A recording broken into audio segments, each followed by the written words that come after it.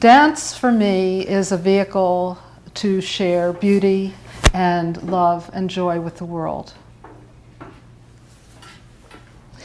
I have been obsessed with dance for most of my life.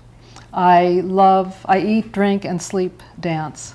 I love to watch dance. I love to choreograph dance. I love to teach. Did I say teach dance? I love to teach dance. I love to perform. I love to write dance. I love to everything dance. Doorway to Ecstasy, A Dancer's Initiation, I wrote in 2007. The very same week, my husband is asked by Holland America Cruise Line to be the master Tai Chi teacher on a grand world voyage. So here I have this dilemma. Just got my book, I'm going to publicize it, and I have the opportunity to go around the world on a cruise ship. Well, yeah. So actually it was not such a dilemma. I very quickly said bon voyage, and we were off within a couple of weeks. The journey was amazing. It was magical.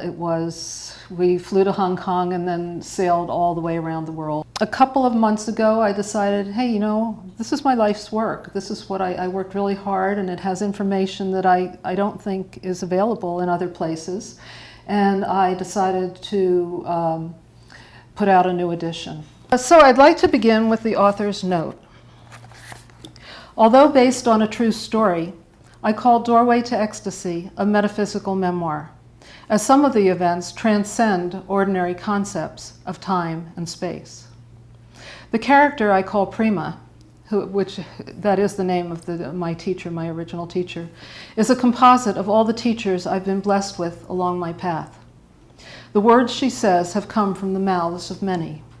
The teaching is my synthesis of all I have learned in my many years as both student and teacher. Doorway to Ecstasy is also a detailed teaching manual of transformational movement and performance. When a new student walks in the door, I immediately see the dancer she can become. I hold that vision in my mind until one day she is inside that image looking out at me. In between, there is much commitment, energy, and hard work for both of us as we follow the paths of initiation outlined in the book. The dancer I'm hoping to reveal is a unique expression of the spirit. She is an artist who inspires, uplifts, and transports others into the healing world of beauty. And I am very grateful to say that so many of my students have turned into these artists who are inspiring and uplifting and willing to share their talent and joy with the world. So the story begins many years ago, many years ago, when I was a very sad, confused, scared young woman. I was also having physical symptoms.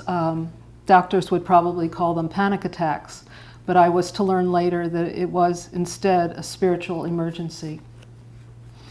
I heard about a woman who was teaching temple dance, Egyptian temple dance, excuse me, the ancient origin of belly dance as a healing practice.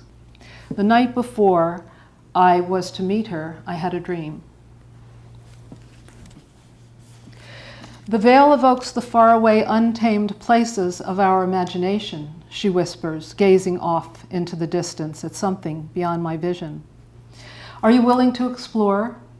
Haunting music drifts from behind the carved wooden screen.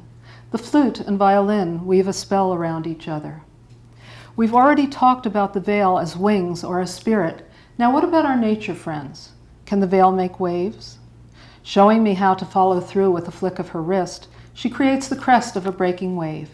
How about a rainbow, she asks, wafting the veil from side to side over her head. Can you whip up energy like the wind, like a gentle breeze, an erratic gust, or a tornado? She progresses from lifting the silk lightly to flicking it sporadically, to thrashing it furiously around her body. I can hear the fierce wind howling through her veil. Now, she says, can you evoke the look and feeling of a waterfall or a fire? All the while, she exaggerates her movements so I can see what she's doing. Her veil conjures up living entities. They morph from one into the other, leaving me spellbound. Enthralled, I copy her every move. When I capture them correctly, I'm communing directly with nature. I can feel the shift in the atmosphere as the different elements are called into manifestation. Merging with my veil, I'm whirling the universe into being.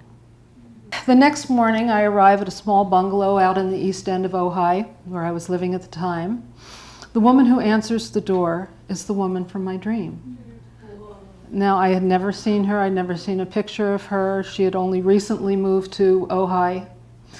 I was astounded.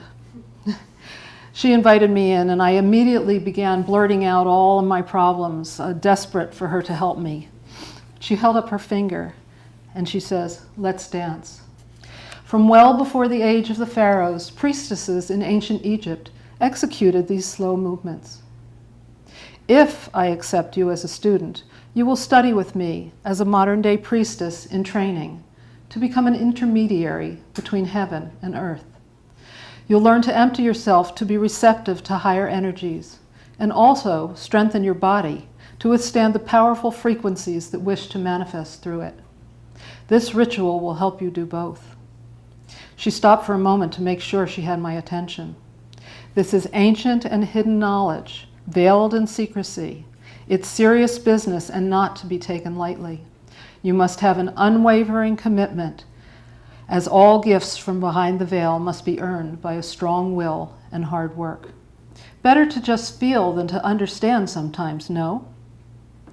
For someone like me who held on for dear life to my rational mind, letting go and just feeling was actually terrifying. I felt I was drifting off into space without a lifeline. I began to shake. Aware of my plight, Prima said calmly, "Bring your attention back to your body. Let it guide you into the moment. It's a doorway to ecstasy." "What do you mean?" I asked with urgency. Her words had hit me like a thunderbolt. The literal meaning of ecstasy is to stand outside the body. Use your body as a doorway, an entrance, a starting point to go beyond the ordinary experience of reality, beyond rational thought. Focusing and attending to your body will bring you back from the limited places you repeatedly inhabit in your mind. The tone of Prima's voice changed. She sounded as if she was calling to me from afar. Come back into your body. Step through the doorway into an infinitely vast world. That world is here. That world is now. Ecstasy is what now feels like. Ecstasy is the natural bliss of being, right here, right now.